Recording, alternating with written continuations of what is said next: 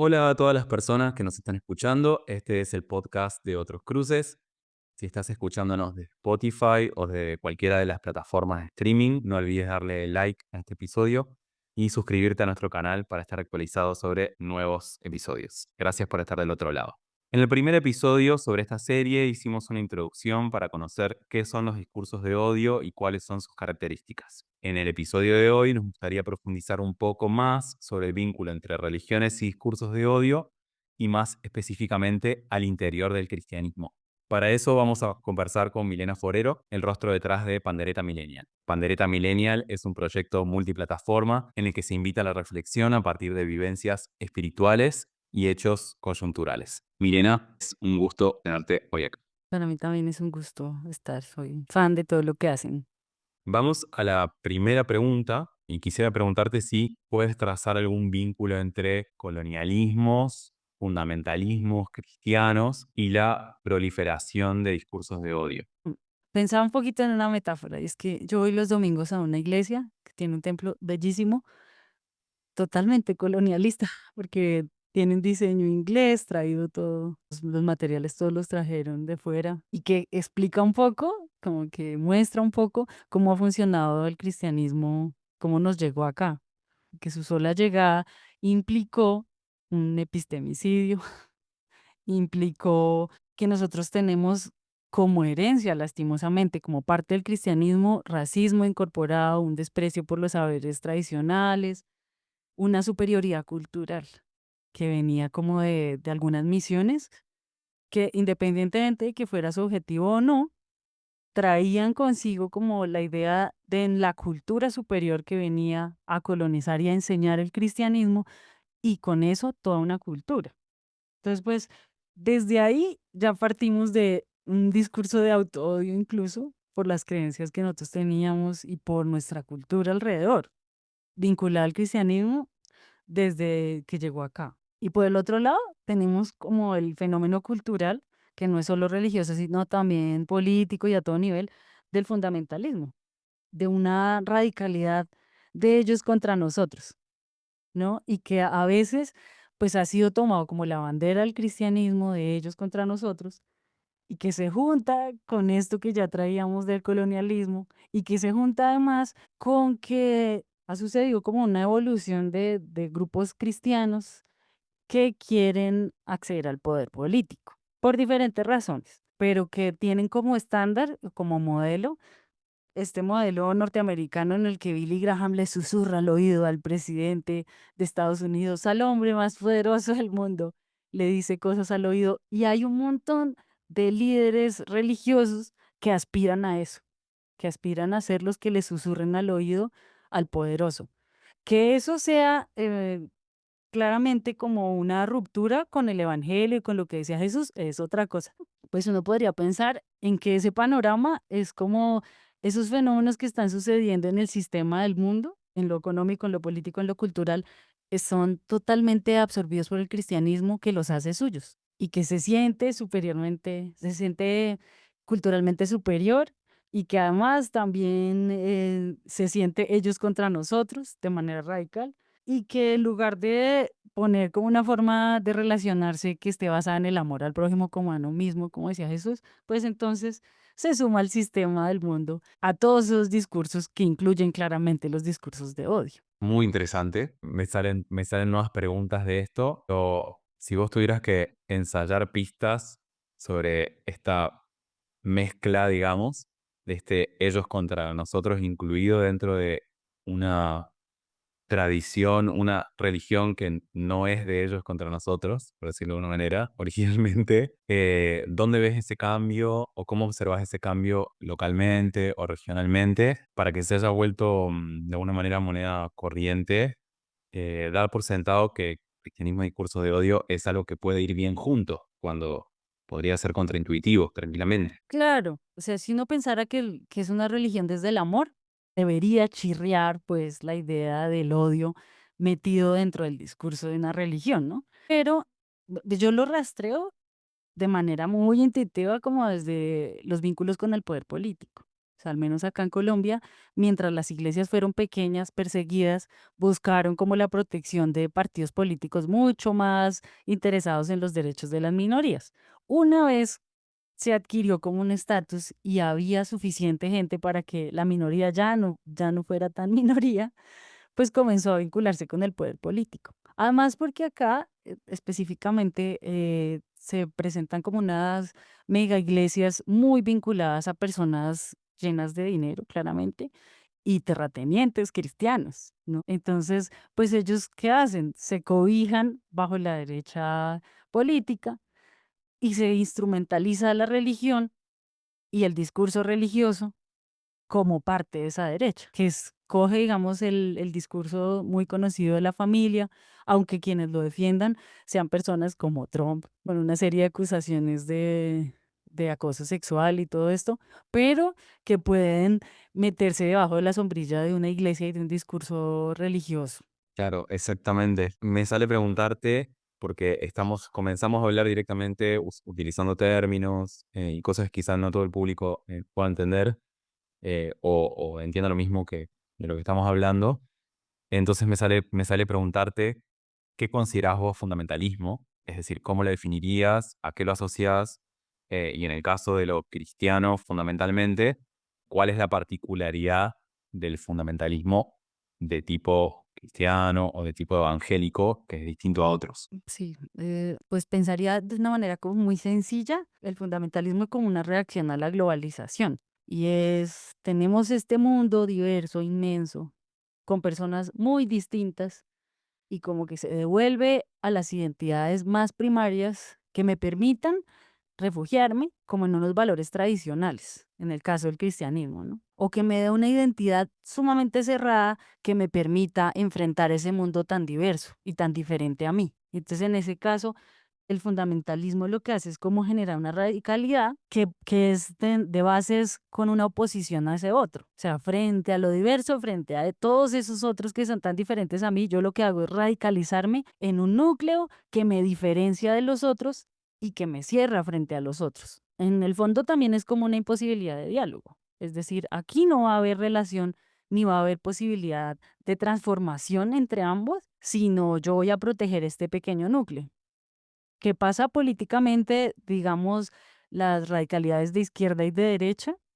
Que acá en Colombia por lo menos son, bueno, se notan mucho, ¿no? Y uno ve los discursos en redes sociales y entre la gente común que es imposible generar un diálogo. O sea, no me interesa escuchar al otro, no quiero ni saber de qué se trata, solamente sé que es diferente a mí y que yo no quiero tener que ver con eso. Y eso mismo pasa con el cristianismo, pues de alguna manera se absorbió ese comportamiento y nos volvimos personas sumamente cerradas que tienen una estructura que sacraliza sobre todo cosas culturales como cosas religiosas.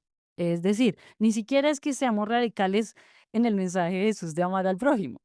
Decir, no, no vamos a hablar con nadie que no hable de amor al prójimo. Todo lo contrario, simplemente creemos alrededor del cristianismo una serie de costumbres, de moral, de prácticas, y eso se vuelve como el núcleo de la identidad. No sé si leí muchas vueltas. No, no, Sería me como eso. sale preguntarte directamente cuáles crees que son esos elementos culturales que se han colado, digamos, y se han sacralizado o se han vuelto parte de lo que sería la cultura cristiana. Si se te ocurren algunos o podrías mencionar algunos. Claramente, lo que tiene que ver con la institución familiar, por ejemplo. Si uno va a la Biblia tiene un montón de modelos de familia y ninguna es la familia de hombre-mujer con un perro y 2 niños. O sea, la familia como del muñequito animado, de la calcomanía que se pega en el carro, esa no está en la Biblia. Ahora, que se utiliza todo el discurso religioso para sacralizar este momento cultural que tiene ese ideal de familia, sobre todo como ideal y como más que como una práctica, ¿no? Y en ese caso, pues se habla de proteger la familia, pero de una manera que no está conectada, digamos, con la realidad sociopolítica. Entonces, proteger la familia tiene que ver con la institución matrimonial, pero no con las condiciones que tenga esa familia de acceso a la cultura, a un empleo digno, a salud, a educación. Entonces, como que me desconecto de lo real y me centro en este pedacito de interpretación que viene prefabricada por toda la cultura, pero que además, como está validada por la religión, pues se santifica. Entonces se santifica una forma de ser mujer, una forma de ser familia. Sobre todo está relacionado como con la ética de lo privado. Y también se santifican discursos económicos. Se santifica la propiedad privada, por ejemplo, el capitalismo. Está visto como la forma de expresión. De alguna manera, digamos, incluso hay movimientos cristianos como la teología de la prosperidad, que lo que hacen es como ser el ala religiosa del capitalismo. La mercantilización de la fe, pues tiene su expresión, eh, sí, como una religión del dinero prácticamente. Claro, pero con la Biblia. Lo que también suena súper contraintuitivo, conociendo los textos o viniendo de una tradición cristiana, como esta idea de que en el texto bíblico Jesús menciona de que no se puede servir a dos señores. Entonces, eso que de alguna manera se subvirtió de una manera impensada, podríamos decir. Es decir, que de alguna manera profesa lo contrario a lo que solía sostenerse o lo que solía profesar este movimiento. Claro, Súper interesante. porque es muy escandaloso. O sea, en este contexto, que usted diga la condena de Jesús al amor al dinero y que Jesús diga, no, es que no se puede servir a dos señores o es imposible que un rico pase al reino de los cielos o es más fácil que pase un camello por el ojo de una aguja. Pues es tan escandaloso como para que haya un montón, si usted busca en internet, un montón de exégesis y de tratamientos dándole la vuelta a qué quiere decir eso de que no cabe un camello por el ojo de una aguja, que había un lugar que se llamaba no sé qué. O sea, explicaciones para tratar de decir, no, Jesús no pudo haber querido decir eso. O sea, ¿cómo iba a decir algo que desestabilizaría todo este sistema económico? Sí, también es una religión un poquito sin garras, que no Fin. ofende, que no ofende, que le quita, Ah, digamos, la excelente. peligrosidad. Lo más revoltoso que puedo hacer es llegar virgen al matrimonio, pero nunca voy a cuestionar políticamente, digamos, lo que significa la acumulación de riqueza, que eso lo dijo Jesús, ¿no? Excelente. Bueno, ahí hay muchísimo, podríamos abrir muchas puertas para ese lado, pero volviendo un poco a la cuestión inicial, nosotros en el episodio anterior hablamos sobre las definiciones de discurso de odio y también hablamos de discurso de odio religioso y básicamente explicamos que se pueden clasificar en dos categorías principales: discurso de odio antirreligioso y discursos de odio de inspiración religiosa. Entonces te quería preguntar, ¿cuáles crees que son las características de discurso de odio antirreligioso que se dirigen específicamente contra el cristianismo? Bueno, a propósito de todo lo que estaba, de lo que acabo de decir, ¿no? Que habla de un panorama en el que la religión se ha instrumentalizado por los poderes políticos y económicos. Pues claramente se asocia entonces todo lo religioso a esos comportamientos. ¿Y qué pasa? Pues que se llega como a una conclusión muy sencilla de todos los cristianos son así. Se genera una serie de prejuicios, a veces muy bien ganados, ¿no? Sobre cómo es el cristiano y cómo son los cristianismos. O sea, acá en Colombia, por ejemplo, se le indilgó totalmente la pérdida del no al acuerdo de paz con las FARC de hace 8 años. Se le preguntó a la ciudadanía si lo refrendaba o no y se perdió. Es decir, la gente votó mayoritariamente por el no y había grupos religiosos que tenían todo un discurso de por qué no, ¿no? Entonces, pues culturalmente y en la sociedad se dijo, claro, es que los cristianos hicieron perder el referendo. Entonces, claro, no son los cristianos porque había muchísimos más intereses, eso estaba movilizado sobre todo por gente con muchísimo dinero y muchísima tierra que temía una reforma agraria. O sea, la respuesta es mucho más compleja.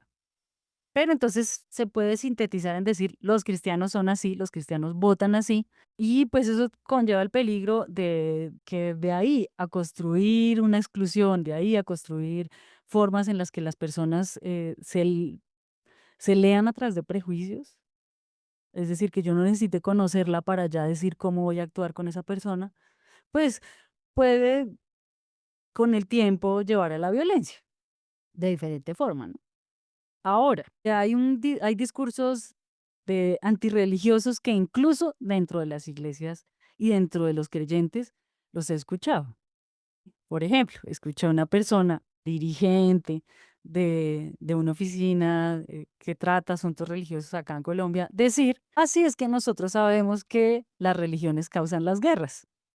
Y pues me quedé como de una sola pieza cuando la escuché porque pensaba, venga, es que, que una persona de estas condiciones me esté diciendo esto, me dice por lo menos dos cosas. Venga, si usted cree que la religión es la que causa las guerras, ¿no debería uno cuestionarse y decir, realmente yo quiero seguir creyendo?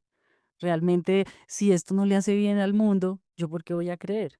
Bueno, porque le tengo miedo a Dios, porque no quiero irme al infierno, tiene mil razones.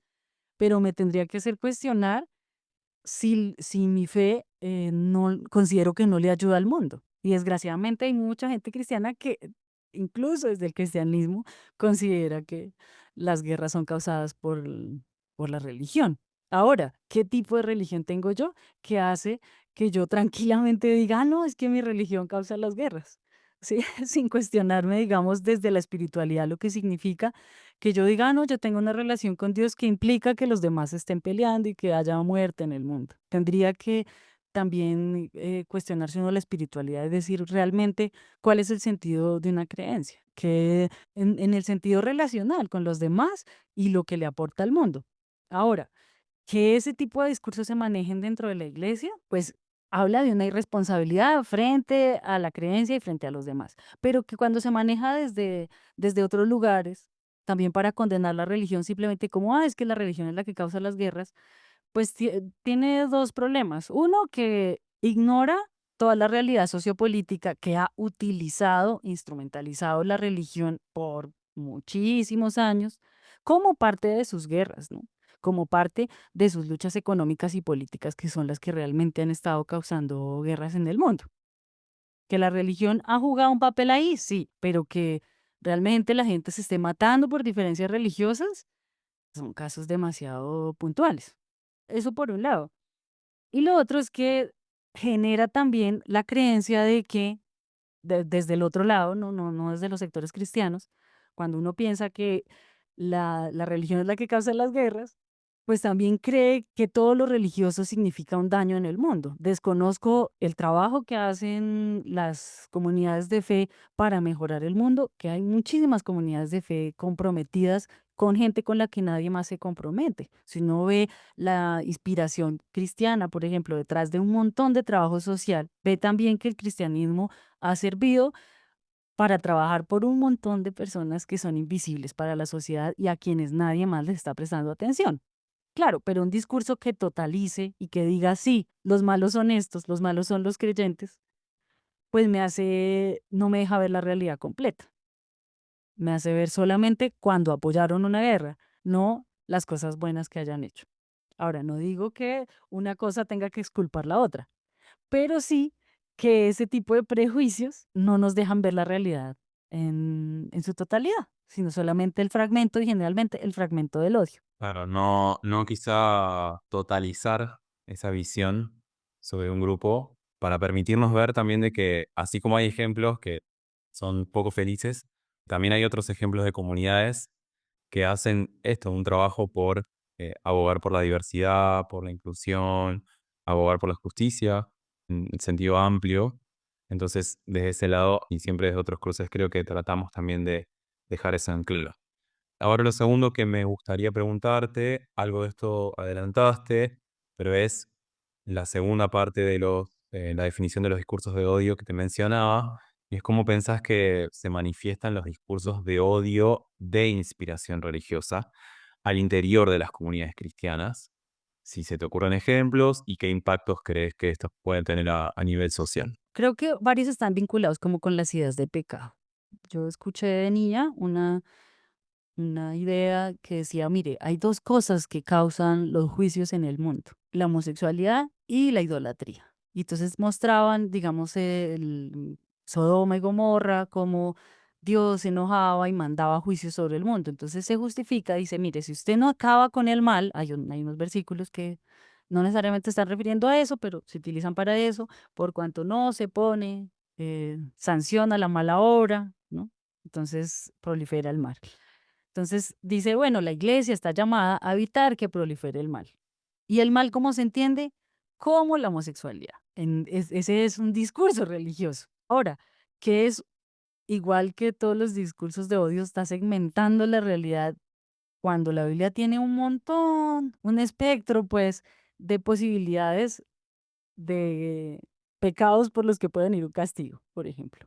Pero ¿por qué se elige ese y no otro? Bueno, también porque políticamente es conveniente y porque responde a un tabú social que no está construido solo desde la religión. O sea, la homofobia, si uno la rastrea, pues tiene todo el sistema patriarcal, tiene todo el sistema económico, tiene toda una serie de problemas culturales que nos ha llevado a que haya unas personas que como que cargan con toda la suciedad y el cuerpo pues más políticamente incorrecto, ¿sí? Para nuestra cultura. No es solamente una construcción religiosa, pero la religión contribuye con discursos como esos. O como por muchos años se creyó y se hizo pues una teología que justificaba la esclavitud, que decía, ah, bueno, es que los hijos de Cam están malditos y obviamente son los africanos. ¿Cuántos siglos duró ese discurso que estaba justificado con imaginación y con un par de versículos, pero sobre todo con un deseo de poder político y económico al que le servía ese discurso? Ahora, hay otros, por ejemplo, que en este momento haya gente diciendo que la manifestación del anticristo en este momento está desde el Islam, ¿no? No sé si lo ha escuchado. Claramente la consecuencia de eso es decir, mire, en este momento el espíritu del anticristo se está manifestando en el Islam. Pues lo que hace es satanizar toda la migración, porque entonces los migrantes que son musulmanes, que llegan a Europa, son vistos como una encarnación de Satanás que está tratando de apropiarse de los países cristianos y de traer el gobierno del anticristo. Y mire cómo es una pequeña interpretación que soporta un discurso que ya está en la cultura, que es un discurso xenófobo, ¿no? Un discurso racista, pero que tiene como la herramienta también ideológica de la religión que puede justificarme el racismo. A pesar de que yo tenga en la Biblia, por ejemplo, como un mandato del Antiguo Testamento, N mil veces cuidar a las viudas, a los huérfanos y a los extranjeros, porque es que extranjero fuiste en Egipto. No dice si el extranjero es musulmán, no lo reciba. No había condicionamiento de que ellos tuvieran que convertirse al judaísmo pues para recibir la misericordia de vivir con ellos, ¿no? Incluso en un contexto en el que no podían ni tener tierra. Ahora hoy en día que existen los derechos humanos. Claro, entonces cuando a uno le enseñan ese tipo de cristianismo, que es totalmente servil, pues a los intereses de las grandes potencias y de las hegemonías religiosas, de las hegemonías, servil a las potencias y a las hegemonías políticas y económicas del mundo. Pues esas son los lentes de interpretación que tengo para ver el mundo. Y hace que yo, en lugar de ver en una persona migrante, a mi hermano, a mi hermana, alguien que viene y que según la misma Biblia yo tendría la obligación de tratar igual que a mí mismo, pues puedo ver un peligro monstruoso en el que se está encarnando el espíritu del anticristo. La diferencia entre uno y otro es la interpretación, pero también el corazón con el que se está utilizando la Biblia y la religión. O sea, una religión claramente puede ser un instrumento del poder o un instrumento del amor. Sin amor, la religión, pues no le queda nada más que ser servil a los intereses políticos y económicos. Wow, gracias. Me salen muchas preguntas para disparar de esta pregunta y sobre los casos específicos. Pero quiero enfatizar sobre una última y es sobre el uso de los textos sagrados. Y es preguntarte si vos considerás que existen, entiendo que sí por lo que contestás, pero si considerás que existen usos del texto bíblico que provoquen la proliferación de discursos de odio, ¿cuáles son esos usos? Y si crees que puede haber algún otro tipo de postura al respecto, entiendo que algo adelantaste que sí, pero me toca preguntarte. Sí, claro. La Biblia misma dice, hay una metáfora que utiliza que dice que es como espada de dos filos, que penetra hasta partir el alma, las coyunturas y los tuétanos, ¿no? Y discierne las intenciones y los pensamientos del corazón. Aquí se me salió mi evangélica recitando versículos de la Biblia. Pero claro, la Biblia, como me enseñó un amigo alguna vez, es una espada de dos filos en el sentido de que también puede matar. La Biblia sin amor puede matar gente. Es que cualquier cosa sin amor, la religión sin amor, una institucionalización de la espiritualidad sin amor puede ser simplemente una estructura de opresión para la gente y que le sirva al poder. De la misma manera, la Biblia, que es un texto sagrado, pues se puede utilizar para el mal, se puede utilizar para hacer daño, se puede utilizar para oprimir. Lo que pasa es que Jesús pone un criterio re bonito que es, pues, que el evangelio es lo que libera. La verdad es lo que nos hace libre. En el momento en el que algo me esclavice, pues es que no es verdad, es que no es evangelio, no es una buena noticia. Y pues creo que desde ahí uno puede medir y dice, venga, este discurso me está liberando, me está esclavizando, está sirviéndoles a los poderes terrenales o está siendo un instrumento de liberación a nivel espiritual, emocional, ¿no? Pero también social, político, económico. Desde ahí, pues claro, creo que muchos textos se han usado sin amor, ¿no?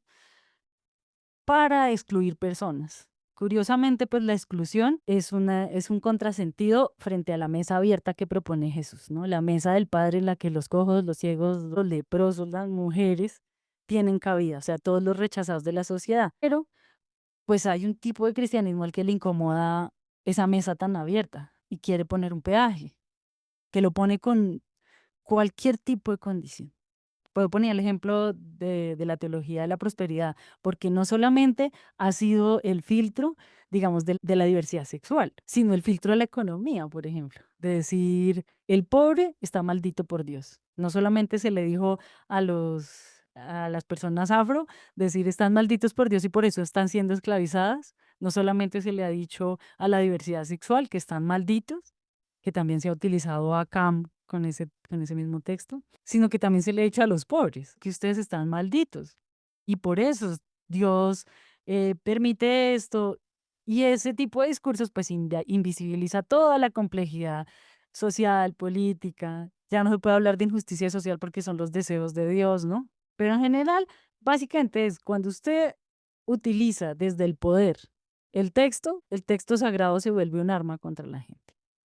No creo que haya una forma más sencilla de decirlo. El criterio es, o utilizo el poder o utilizo el amor. Creo que es un excelente resumen y también lo que has dicho de que en el caso del cristianismo y en el caso del el ejemplo de Jesús como figura, la idea de dar libertad como una premisa que nos puede dar un horizonte o le puede dar un horizonte a las personas de fe, como para decir, bueno, este es un espacio que cada vez debería abrir más o ampliar más la mesa para otras personas y no cerrarla. Pero en ese sentido sí quiero recuperar algo que me quedó de antes y es sobre el uso de texto bíblico y la mal llamada ideología de género. ¿Cuál es la vinculación que vos ves acá entre el uso em, del texto para justificar ciertas posturas que excluyen específicamente dentro del cristianismo? Si tenés algo para decir sobre eso o si ves algo, sé que en muchos casos son conocidos, pero quizá tengas algo para ampliar en ese aspecto porque quizá no ampliamos tanto. Sí, vea que en ese caso yo creo que no es tanto, el asunto no es tanto el texto, porque cuando se ha querido incluir, digamos, a las mujeres que predican, que hay un texto que lo prohíbe claramente, pues se ha hecho. O sea, cuando se ha querido alargar y ampliar la mesa, se alarga. Pero en el caso, digamos, específico de la homofobia, estamos hablando de unos miedos profundos que no solo vienen de lo religioso. No es solamente el miedo de perder a Dios, es el miedo de perder la sociedad como la conocemos y es algo que a mí me parece, pues, por lo menos acá en mi país, muy terrible, que la gente le tenga mucho más miedo a que su hijo sea gay, a que su hijo sea narcotraficante o paramilitar. ¿En qué sentido? Que cuando usted va a ver las razones de voto de algunas personas es qué opina el presidente si va a dejar o no que haya matrimonio gay o que los gays adopten. Como su principal preocupación en un país que tiene más de 100.000 desaparecidos, que tiene grupos armados, que tiene unos problemas de narcotráfico impresionantes, y que en algún momento, hablando con un taller de lectura de medios, con una comunidad de fe, les decía yo, venga, pero si aquí no hay grupos armados que estén promoviendo la ideología de género, pero sí tengo un grupo armado que está llevándose los pelados al monte. Sí tengo el problema del narcotráfico de manera estructural en la sociedad. ¿Por qué mi intención de voto está dada desde unos criterios como esos? ¿No será que esto le está sirviendo a alguien? ¿No será que hay toda una mediatización de cuáles son nuestras preocupaciones y cuáles deben ser nuestros temores? Pero si su merced ve, pues ese es un problema que no remite solamente a la fe, sino a que tendríamos, por ejemplo, que hacer conciencia frente a cómo estamos leyendo los medios de comunicación. O sea, eso se vincula mucho más al terreno de las fake news, por ejemplo. Ahora, que sí, que hay una lectura de los textos bíblicos que favorece esa postura, pero hay un montón de trabajo de gente haciendo exégesis, trabajando con los 5 versículos que se han usado, ¿no?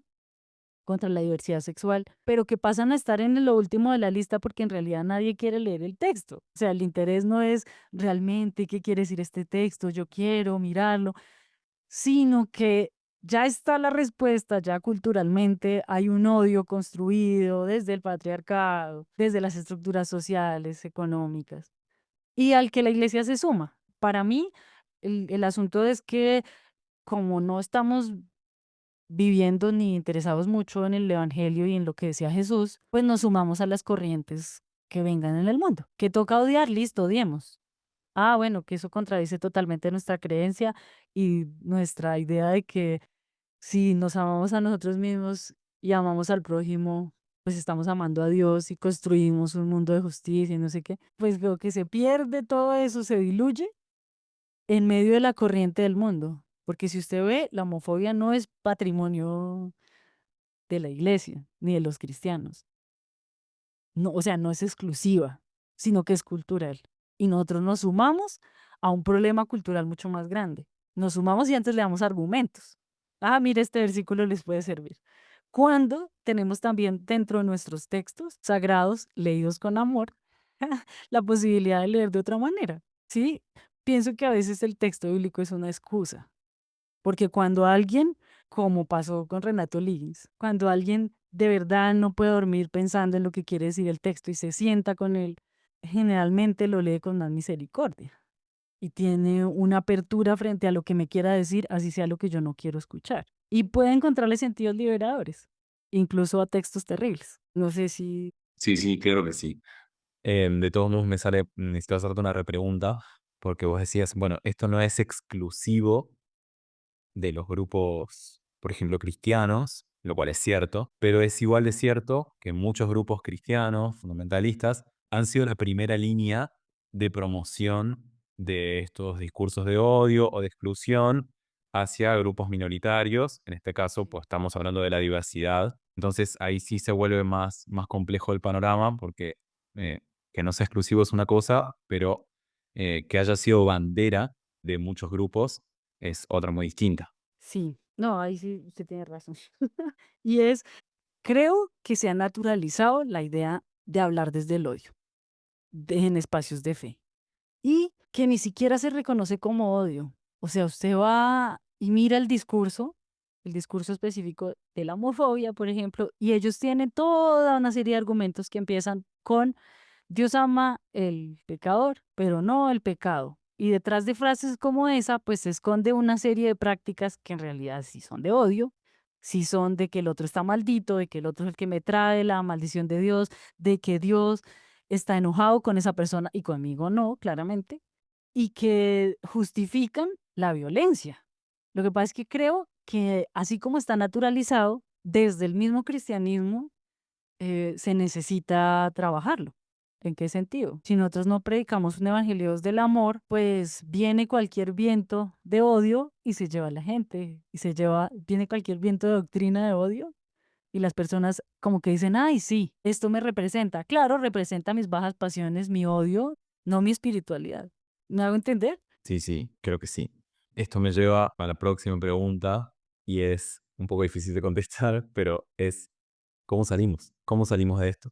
¿Qué consideras primero que eh, necesitaríamos cambiar? O bueno, vos entiendo te parás desde la postura del cristianismo y desde estos espacios, necesitamos cambiar para reconocer los discursos de odio como tales, y una vez que se reconozcan, ¿qué pistas ves para salir de ese bucle de discursos de odio que está al interior de las comunidades cristianas? En teoría, nuestro mensaje bandera es que Dios nos ama, ¿no? Y que nosotros ama a tu prójimo como a ti mismo. Que nosotros amamos a Dios, pero que ese amor a Dios está expresado es en un amor al prójimo como me amo a mí, al menos, ¿no? Sencillo parece. Si nosotros nos tomáramos en serio eso, si la lectura de los textos y del cristianismo y de la espiritualidad estuvieras del amor, realmente, pues el odio nos rechinaría. El problema es que hay toda una construcción teológica que está pegada totalmente a este mundo. O sea, no es solamente a los discursos de odio, es al poder, al poder, al amor a los poderosos, al dinero, al éxito. Y esos son los discursos que usted ve en la hegemonía, digamos, evangélica. Esos son los discursos de conquista, de dinero, de poder, de alcanzar espacios, que están muy alejados de las enseñanzas de Jesús. ¿Yo qué creo que hay que hacer? Ya ahí lo digo desde como teóloga y como esperanzada en el cambio cultural. No solamente es el cristianismo lo que tiene que cambiar, sino toda la cultura para que se eliminen los discursos de odio, porque no son solamente lo que las personas dicen, que vamos en camino a que legalmente se prohíba que la instigación a la violencia, que legalmente estén prohibidas las terapias de conversión, por ejemplo. Pero de ahí a que culturalmente haya una acogida y haya unos relacionamientos del amor, pues hay un montón de trabajo y un cambio cultural que incluye también un cambio en el discurso sobre qué es Dios, sobre qué es la espiritualidad. O sea, mientras nosotros no cuestionemos, por ejemplo, la idea de que la religión puede vincularse con el poder y con el rico y con defender los intereses hegemónicos y no haya ningún problema teológico, que no haya ninguna denuncia profética ni de nada parecido, pues es muy difícil que se pueda cuestionar todos los discursos de odio que vienen reivindicados a partir de esa unión entre la iglesia y los poderosos, por ejemplo. Creo que tiene que haber una transformación de la forma de ver a Dios, que tenemos que cuestionarla, ¿no? Cómo estamos viendo a Dios, cómo estamos pensando la fe, qué estamos pensando que es el pecado, qué es el pecado, porque generalmente, por ejemplo, las ideas que circulan sobre pecado que están relacionadas con el cuerpo hacen que yo pueda justificar, digamos, mi comportamiento desde que esté unido en el santo vínculo del matrimonio y que desconozca la violencia, que desconozca todo lo que hay alrededor de mi comportamiento. No sé si me hago entender. O sea, como que nos hemos dedicado a, a lo que se ve, un poco lo que denunciaba Jesús. Nos hemos dedicado a una religión que está enfocada en lo que los demás piensan de nosotros, en cómo nos ven, en cultivar una imagen de santidad y de pureza sexual sobre todo. Y esa es como la imagen del evangelicalismo tradicional versus los intereses de Jesús de estar hablando de una mesa que acoge a toda la gente, de cuidar a los pobres, de transformar el mundo a que sea un mundo más justo y más amoroso, ¿sí? No sé si me fui por las ramas o si eso era de lo que... Puede que sí, pero que tenga que ver también con lo que venimos hablando. En definitiva, me parece interesante resaltar sobre aspectos y a veces es más repetir cosas que ya se saben que inventar cosas nuevas. Es decir, esto que decías tan simple y tan básico, que es un mensaje de cristianismo y de muchos grupos, decir simplemente Dios es amor, como una frase no trillada, pero que a la vez incluye un montón de cosas, que al interior de ese concepto, esto incluye un montón de cosas, que si Dios es amor, incluye y no excluye, que si Dios es amor, acepta y no odia, que si Dios es amor, eso tiene toda una serie de implicancias para las personas que creen que es necesario enfatizar y recordar y vivenciar, quizás sí de manera creativa, bajo nuevas formas, pero que básicamente es eso, es una tarea de recordar, de volver, de no salir a buscar una verdad nueva, sino de algo que ya está ahí, poder volver a leerlo con el lente de lo que sucede hoy al interior de las comunidades cristianas. Y en definitiva, también desde nuestro lado, poder priorizar esas narrativas de algo que ya está de contenido dentro de los textos sagrados del cristianismo y de muchas otras religiones, que es básicamente la compasión, el amor, el respeto, la aceptación. Me parece que quizá va un poco por ese lado. Sí, creo que también se necesita señalar el odio y decir, vea, eso es odio. ¿Por qué? porque nosotros tenemos, digamos, una construcción teórica, decir, sí, bueno, estos son los discursos de odio, pero ya en la práctica, la gente de a pie, pues no está pensando en eso, está compartiendo un meme en el que, ja, ja, ja, ja, ja, los venezolanos roban, ja, ja, ja, ja, ja.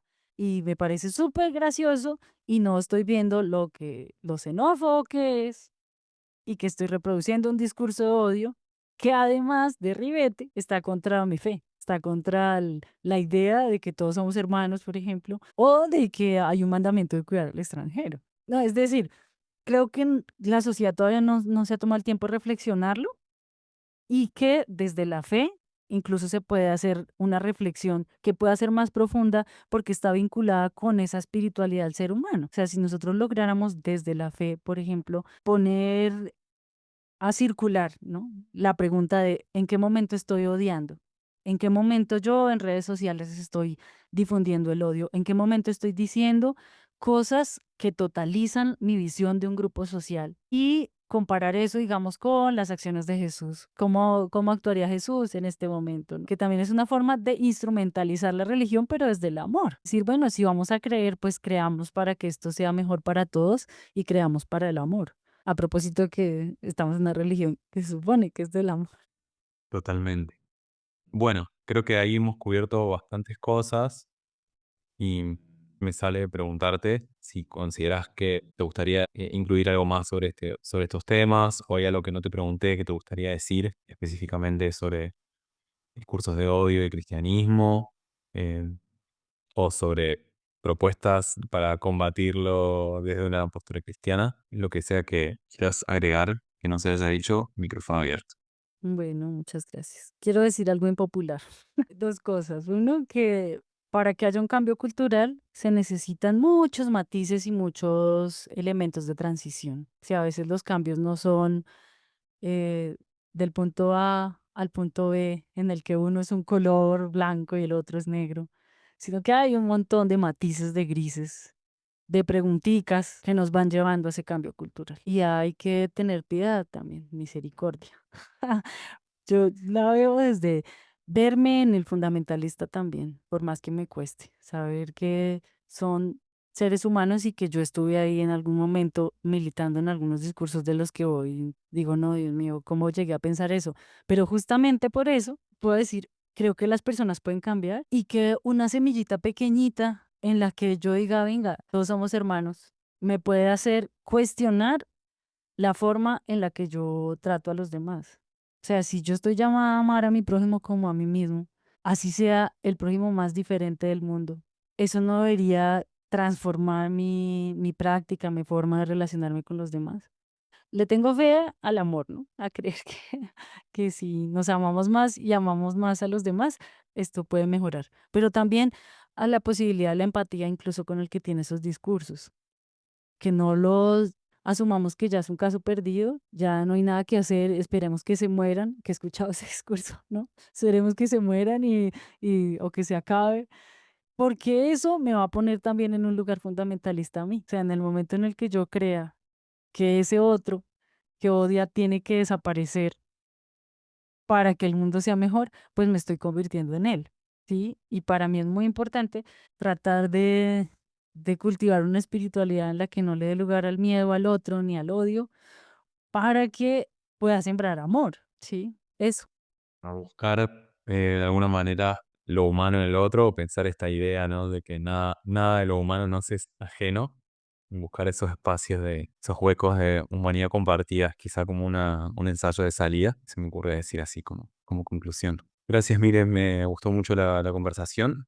Te agradezco por haber participado del espacio. Y bueno, también decirle a las personas que nos escuchan que hemos elaborado una guía sencilla para entender qué son los discursos de odio y buscar estrategias para hacerle frente. Si quieren conseguirla, la pueden descargar gratuitamente en nuestro sitio web, otroscruces.org, o en cualquiera de nuestras redes sociales como Otros Cruces. Y también les recomiendo seguir a Pandereta Millennial, que tiene contenido como este y muy interesante y muy provocativo para pensar. Así que, bueno, gracias por haber participado.